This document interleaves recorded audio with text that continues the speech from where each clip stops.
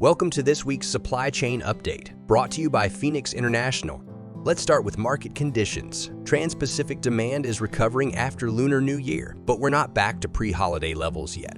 Rates continue to decline, and general rate increases for March are unlikely. For Asia-Europe trade, demand is stable, but early March rate hikes haven't gained strong support. Historically, rates hold when carriers align, but no firm adjustments have been reported. Over in the transatlantic market, utilization remains strong, supported by U.S. trade policies on steel and aluminum. Most peak season surcharges have been delayed until April, and freight, all kinds rates are holding steady. Now, let's take a look at operational updates. Equipment availability in Asia has improved, helping clear pre-Lunar New Year backlogs. Shipments should move more smoothly in the coming weeks.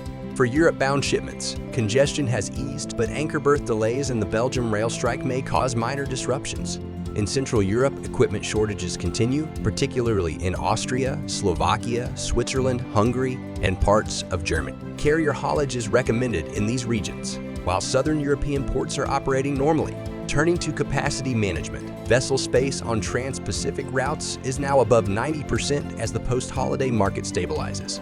Shippers have more flexibility when booking. On the Asia-Europe trade lane, blank sailings in early March haven't significantly impacted available space, and carriers are actively seeking cargo. Transatlantic, blank sailings are declining, stabilizing capacity levels. Overbooking concerns have eased, and carriers are seeing a more balanced flow of shipments. U.S. labor unions are urging President Trump to impose sanctions on Chinese-built vessels and invest in domestic shipbuilding. A recent U.S. Trade Representative report found that China's dominance in the sector is driven by state-backed subsidies, limiting competition. Proposed tariffs and fees on Chinese ships entering U.S. ports are currently under review.